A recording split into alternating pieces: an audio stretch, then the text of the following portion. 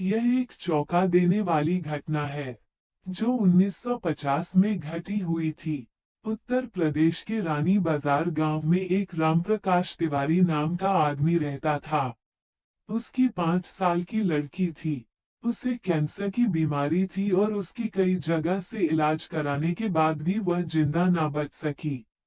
रात के 1 बजे उसकी मौत हो गई।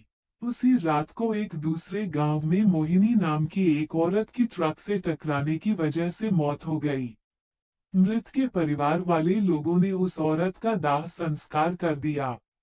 दूसरी तरफ जब रानी बाजार में उस मृत लड़की को दफन करने के लिए जंगल में जा रहे थे, अचानक रास्ते में उसकी शरीर में कुछ हलचल हुई और वह उठ खड़ी हो गई।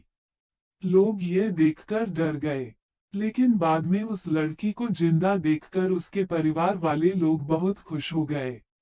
लेकिन लोगों को यह पता नहीं था कि उस लड़की के शरीर को किसी और की आत्मा ने जकड़ लिया है। उस 5 साल की लड़की के अंदर मोहिनी की आत्मा घुस चुकी थी। वह अलग जगह पर आकर बहुत दुखी और परेशान हो गई थी। उसका खाना खाने में भी मन नहीं लगता था, लेकिन उसकी माँ उसे अपने हाथों से खाना खिला देती थी। एक दिन वो लड़की अपनी माँ के साथ उसके मामाजी के घर जा रही थी और रास्ते में अचानक वह जगह आई जहाँ मोहिनी की ट्रक से मौत हो गई थी। उस बच्ची ने अपनी माँ को इशारा करके बताया कि यह रास्ता उसके गांव की तरफ जाता है। उसकी माँ ने उसकी बातों को अनसुना कर दिया और अपने मामाजी के घर पहुंच गई। उसके मामाजी के घर के पास मोहिनी के गांव की एक औरत सिमरन किसी काम से आई हुई थी। मोहिनी की आत्मा ने उसको पहचान कर उसको आवाज देने लगी। सिमरन को लड़की के मुंह से अपना नाम सुनकर आश्चर्य हुआ।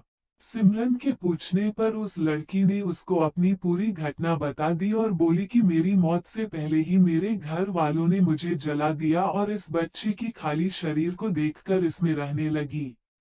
जब सिमरन ने यह बात सुनी तो उसने अपने गांव जाकर सारे गांव वाले लोगों को यह बात बता दी और उसका पूरा परिवार मोहिनी से मिलने आ गया।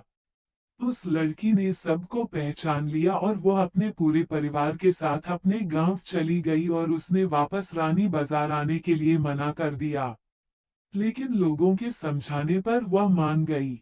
इस तरह वह दोनों परिवारों के साथ रहने लगी। इस कहानी से पता चलता है कि कभी किसी की अधूरी इच्छा पूरी ना हुई हो तो उसकी आत्मा किसी और के शरीर में जा सकती है।